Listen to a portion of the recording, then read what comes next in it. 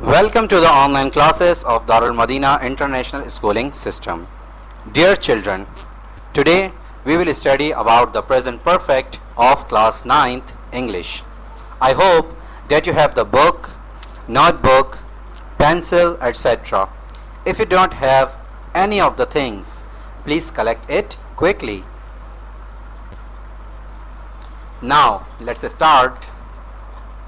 Alhamdulillahi Rabbil Alameen Wassalatu wassalamu ala Sayyidil Anbiya'i wal Mursaleen Amma ba'd Fa'a'udhu billahi minash shaitanir rajim Bismillahir Rahmanir Rahim Assalamu alaikum wa rahmatullahi wa barakatuh.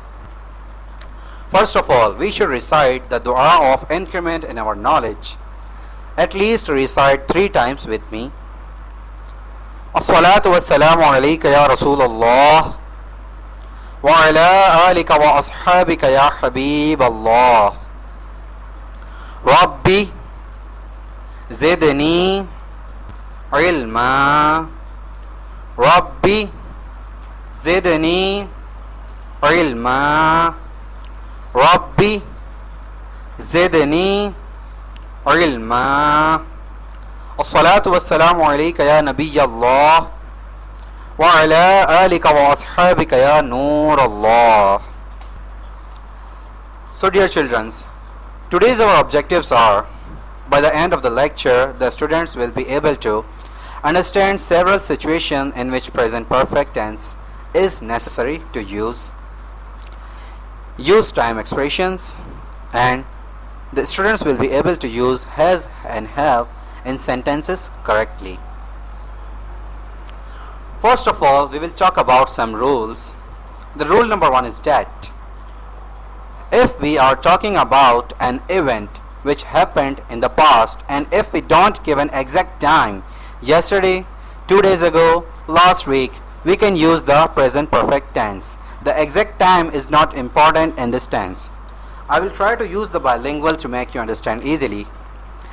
जैसा कि हमने rule number 1 में पढ़ा कि जब हम गुजरे हुए कल के बारे में बात करते हैं कि कोई ऐसा काम जो गुजरे हुए कल में ख़त्म हुआ या हुआ, लेकिन हम उसका वक्त नहीं बताते कि वो आया कल हुआ, 2 दिन पहले हुआ, पिछले हफ्ते हुआ, तो जब हम वक्त को नहीं बता रहे कि वो काम कब ख़त्म हुआ, तो हम वहाँ प्रेजेंट परफेक्ट टेंस यूज़ करेंगे. कौन सा टेंस यूज़ करेंगे? बोलें dear childrens, present perfect tense. Very good, क्योंकि प्रेजेंट परफेक्ट टेंस में एग्जैक्ट टाइम बताना इंपॉर्टेंट नहीं है.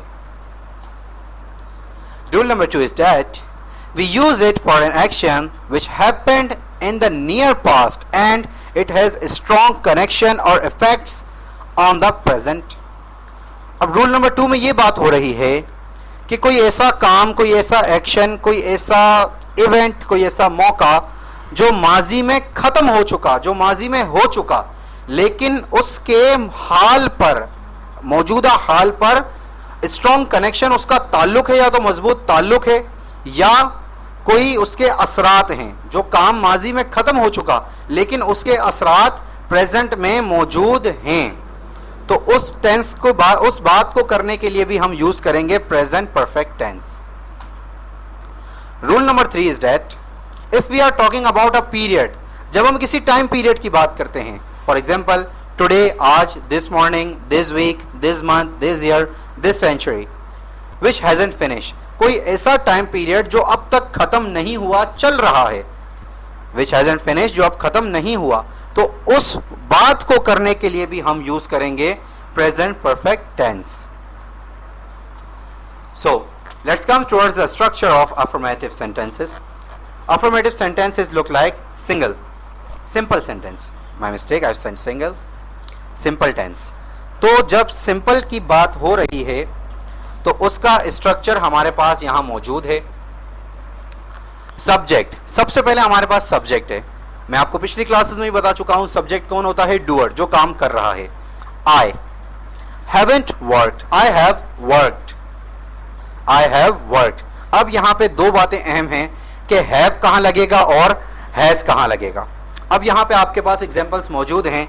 आई first person, you second person, ठीक है, दोनों सिंगुलर हैं. वी और दे थर्ड पर्सन है लेकिन प्लूरल। अब फर्स्ट पर्सन, सेकंड पर्सन और थर्ड पर्सन प्लूरल के साथ हम लगाएंगे हैव, ठीक है। अब नीचे एग्जांपल जो दी हुई है ही शी इट, अब ही शी इट क्या है ये आप लोग बताएं मुझे। Yes, try to tell. Very good. Third person singulars, he she it third person singulars हैं। जो थर्ड पर्सन सिंगुलर्स के साथ जब हम बात करेंगे तो यहां हम लगाएंगे has. First person, second person और थर्ड पर्सन प्लूरल की बात हो रही है तो वहां हमने यूज किया हैव, और जब थर्ड पर्सन की बात हो रही है तो वहां हमने क्या यूज किया, हैज। Very good. अब देखें यहां क्या बात हो रही है, आई हैव वर्कड। अब इसको हम यूं भी कह सकते हैं, I have finished my work, मैंने अपना काम खत्म कर लिया है, ठीक है। You have finished your work, तुमने अपना काम खत्म कर लिया है। आई हैव रिटन, मैंने लिख लिया है। यू हैव रिटन, तुमने लिख लिया है। वी हैव रिटन, हमने लिख लिया है। दे हैव रिटन, उन्होंने लिख लिया है। अब यहां ही शी इट की बात हो रही है थर्ड पर्सन सिंगुलर्स की। ही हैज वर्कड, उसने काम खत्म कर लिया है, ठीक है। शी हैज रिटन, उसने लिख लिया है। इट हैज रिटन, उसने लिख लिया है। इट हैज वर्कड, इसने काम कर लिया है, ये काम कर गया है, ठीक है। ये तो हो गया हमारा affirmative. Now come to the negative. अब नेगेटिव का स्ट्रक्चर क्या है कि हैव और हैज जो हमारे हेल्पिंग वर्ब थे इनके साथ लग जाता है नॉट। अब यहां आप गौर करें, यहां लिखा हुआ है I slash you slash we slash they haven't worked. अब ये हैवेंट क्या है, ये कॉन्ट्रैक्शन है हैव नॉट की। What is it, haven't is the contraction of have not. I you we they के साथ लगेगा have not, haven't worked. I you we they, अब हम किसी एक की बात करेंगे, आप समझ जाइएगा कि किसकी बात हो रही है। वी हैवेंट वर्कड, हमने काम खत्म नहीं किया है, हमने काम नहीं किया है। We haven't finished our work, हमने हमारा काम खत्म नहीं किया है। अब यहाँ नीचे भी एग्जाम्पल मौजूद है, I you we haven't written, I you we they haven't written, मैंने नहीं लिखा है। अब यहाँ नीचे जो दो एग्जाम्पल हैं वो थर्ड पर्सन सिंगुलर्स की हैं। He she it hasn't work, he she it hasn't written, she hasn't written, उसने नहीं लिखा है, उसने नहीं लिख लिया अब तक, ठीक है। तो हैव कहाँ लगेगा, फर्स्ट पर्सन, सेकंड पर्सन और थर्ड पर्सन प्लूरल्स के साथ, और हैज कहाँ लगेगा, थर्ड पर्सन सिंगुलर्स के साथ। तो जब हम नेगेटिव की बात करेंगे तो सिंपलर हम ये कह सकते हैं सिंपली कि हैव और हैज के बाद नॉट लग जाएगा, और यहाँ हमने कॉन्ट्रैक्शंस यूज की हैं जो हैव नॉट और हैज नॉट हैं, ठीक है। Now come to the interrogative structure. Interrogative का स्ट्रक्चर क्या है, अब यहाँ अफर्मेटिव में जो हमारा था, ठीक है, subject plus helping verb plus verb, ठीक है, फिर ऑब्जेक्ट अगर लगाना है तो हम लगा रहे हैं। अब हमें यहाँ ये करना है बेटा कि सबसे पहले हमें हेल्पिंग वर्ब को पहले ले आना है।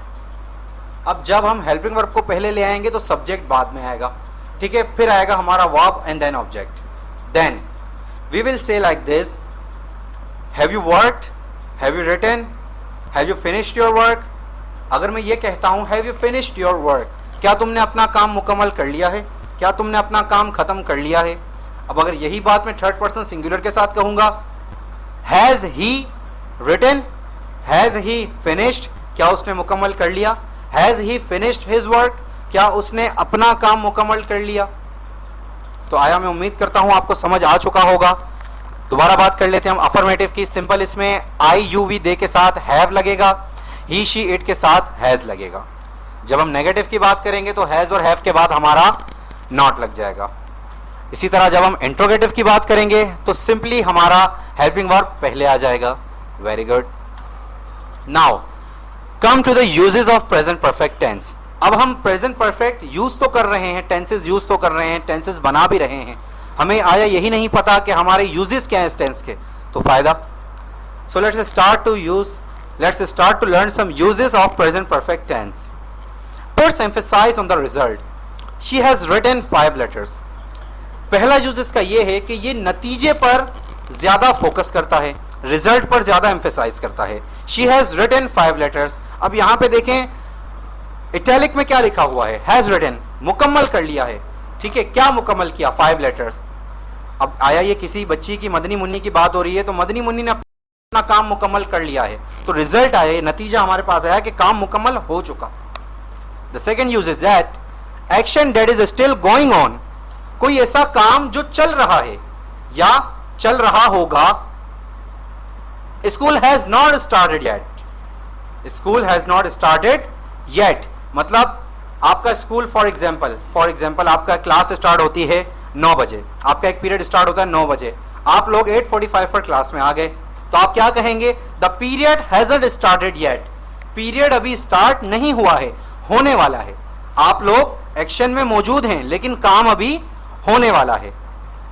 The third use is that action that stopped recently, कोई ऐसा काम जो रिसेंटली ही मुकम्मल हुआ हो, जैसे शी हैज कुक्ड डिनर, अभी अभी खत्म हुआ है, इसके असरात अभी मौजूद हैं। जैसे खाना अभी अभी पका है, वो भी गर्म ही होगा ना, ताज़ा है, ठीक है। शी हैज कुक्ड डिनर, उसने खाना पका लिया है, खाना पक चुका है। The fourth use is that finished action that has an influence on the present. अब फोर्थ यूज इसका ऐसा है कि जैसे कोई ऐसा काम खत्म हो चुका है लेकिन उसके असरात प्रेजेंट पर मौजूद हैं। For example like that, I have to go to the work and I am finding the key of my car and I am unable to find, so what I will say, I have lost my key. अब चाबी खो चुकी है, चाबी खो चुकी, ये काम मुकम्मल हो चुका लेकिन इसके असरात अभी भी मौजूद हैं, मैं ढूंढ रहा हूँ उसे, मुझे कार चाबी की नीड है कार चलाने के लिए। तो ये जो जुमला है, आई हैव लॉस्ट माई की, हैव लॉस्ट, मेरी चाबी खो गई है। तो चाबी खो चुकी पास्ट में लेकिन उसके असरात प्रेजेंट पे मौजूद हैं।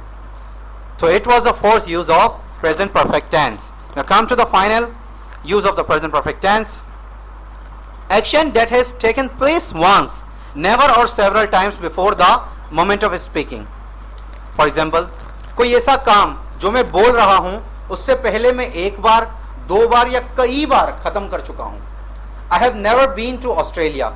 मैं ऑस्ट्रेलिया कभी नहीं गया, मैं ऑस्ट्रेलिया कभी नहीं गया। अगर मैं यहाँ यूं कहूँ, I have been to Medina, I have been to Medina, अब यहाँ आई हैव बीन जो आया है इससे हम ये जाहिर कर रहे हैं कि मैं मदीना होके आ गया हूँ।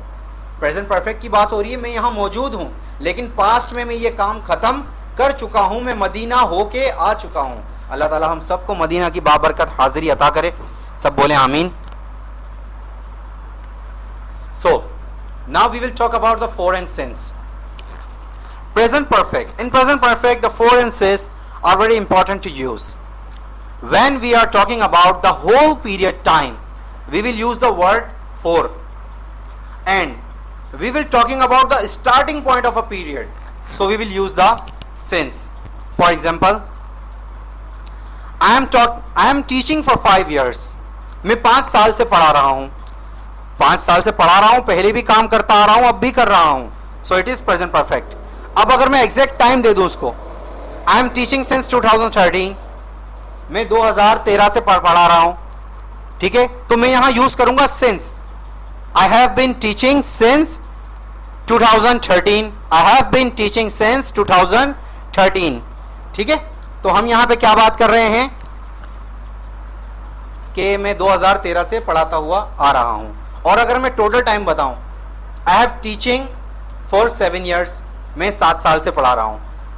I have teaching for 5 years, ठीक है, and I have teaching since 7 years, तो ये एक अलग बात हो जाती है, ठीक है बेटा। We use the present perfect tense with for और since to talk about situations and actions that started in the past and are still happening in the present. तो हम ये बात कर रहे हैं कि हम सिंस और फॉर यहाँ यूज करते हैं कि जो काम हम पास्ट में शुरू कर चुके हैं और प्रेजेंट में अब तक चल रहा है, प्रेजेंट में अब तक चल रहा है। And to answer the question how long, हम कितने अरसे से पढ़ा रहे हैं। तो यहाँ कुछ एग्जांपल्स मौजूद हैं, लास्ट के 2 एग्जांपल हम पढ़ते हैं। I have lived in Sofia, Sofia एक जगह है बेटा। I have lived in Sofia for 5 years, मैं 5 साल से सोफिया में रहता आ रहा हूँ, अभी भी वहीं रह रहा हूँ। 5 साल पहले मैं वहाँ रहा था, रहने आया था, अब तक वहाँ रह रहा हूँ। I have lived in Sofia since I was 15 years old, अब वो बता रहा है कि जब मैं 15 साल का था तब से मैं यहाँ सोफिया में रह रहा हूँ। तो अब उसे 5 साल हो गए, तो अब वो कितनी उम्र हो गई उसकी? इट्स अ रिडल, 20 साल, ठीक है, very good. Now it's time to practise, ठीक है। Answer the question, it's your assessment. I will try to give then some examples and I will try to some help. Have you ever visited France? Have you ever visited France? अब single word in present perfect, अब जहां पे ये जो एक एक word में answer देना है, ठीक है। Already, I have already eaten, अब यहाँ पे मैं कह रहा हूँ have you ever visited France, तो यहाँ लास्ट में आप देख सकते हैं एवर और नेवर है, ठीक है।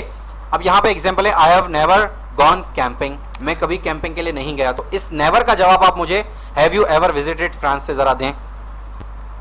I have never visited France, I have never visited France, ठीक है बेटा। ये एक एग्जाम्पल मैंने आपको दी है, बाकी आपको इसमें अपने तरीके से इसमें क्वेश्चन बनाने हैं इंशाल्लाह। नेक्स्ट टाइम एक्सप्रेशंस, ये ऊपर जो बेटा आपको मैंने बताई हैं छोटा छोटा करके लिखे हैं, यहाँ आगे मैंने थोड़ा बड़ा करके लिख दिया है ताकि आप लोगों के लिए आसानी हो। So choose the correct option. Here are 2 examples. Sorry, here are 8 examples. I have written has and has, have and has both. I have already baked the cake. अब I के साथ क्या लगेगा, have या has, ये आप लोगों को चूज करना है। I have already baked the cake, has नहीं आएगा, ठीक है, क्योंकि I क्या है, फर्स्ट पर्सन है, फर्स्ट पर्सन के साथ क्या लगता है, बोलें, yes, have. My son. Now my son, it is third person singular. My son की अगर मैं जगह ही लगाऊंगा तो भी परफेक्ट होगा, okay. So try to complete all 8, fill the blanks, sorry 8, choose the best answers. Now it is your assessment, fill in the blanks. You have to put has और have. The jury dash found you guilty. Jury कहते हैं बेटा जब कोई फैसला हो रहा होता है तो जहां पे जो जजेस होते हैं 2 या 3 जो फैसला करने वाले होते हैं उनकी टीम को कहते हैं jury. The jury has found you guilty या jury have found you guilty, ये आप लोगों को सर्च करके लिखना है। अब ज्यूरी मैंने आपको बताया 2 से ज्यादा लोगों का होता है तो वो प्लूरल हो गया, अब वो थर्ड पर्सन होगा, फर्स्ट पर्सन होगा, क्या नहीं, ये आप लोगों को सोचना है, ठीक है बेटा। उम्मीद करता हूं कि आप लोगों को आज का लेसन समझ आया होगा, आज का टारगेट आप लोगों को समझ आया होगा। अब now, dear children, I hope that everything I have taught in this lesson is clear. Revise it at home. May Allah strengthen your memory. Ameen. Jazakallahu khaira. Allah Hafiz.